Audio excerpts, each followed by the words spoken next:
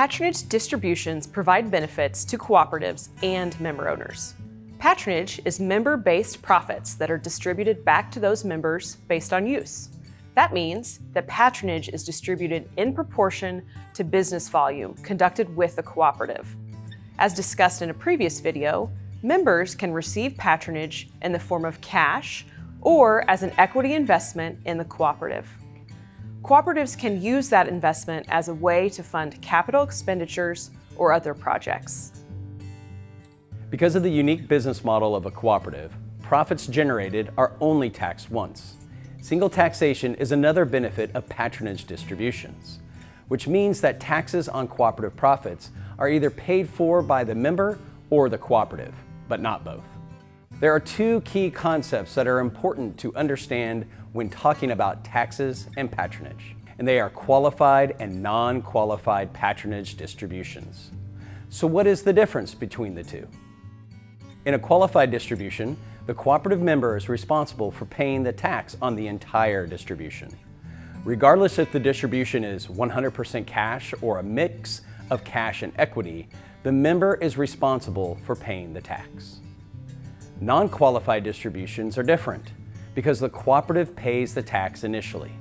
When this type of distribution is made, the cooperative holds the entire non-qualified patronage distribution as equity with the member's name on it. Because no cash was paid to the member, the cooperative is responsible for paying the tax. In the future, when the non-qualified equity is redeemed or paid back to the member will pay tax on those funds. At the same time, the cooperative will get a tax credit. The reason the cooperative gets a tax credit is because co-ops are single taxation entities and profits are only taxed once. In order to make an informed decision on the distribution of qualified or non-qualified patronage, tax rates of the members and the cooperatives must be evaluated.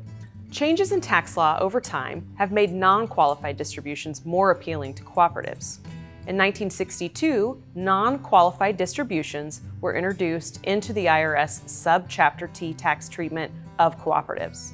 Very few agricultural co-ops used these distributions because the co-op would have had to pay their tax rate of around 50% compared to a farmer's tax rate of around 34%.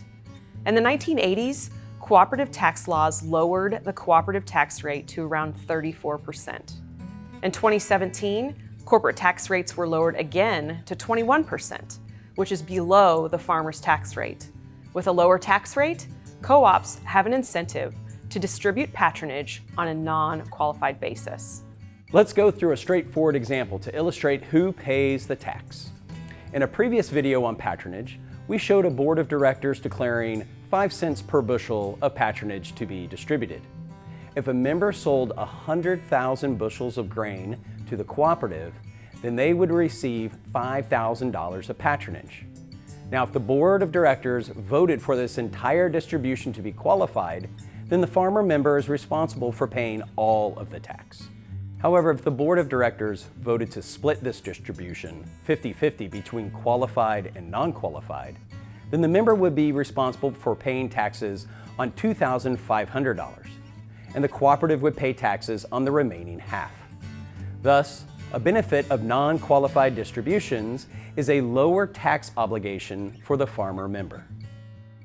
There are other benefits of non-qualified distributions, including being able to clearly communicate to members who pays the tax. Taxes are paid by whoever has the funds. If the cooperative has the non-qualified distribution, then they pay the tax.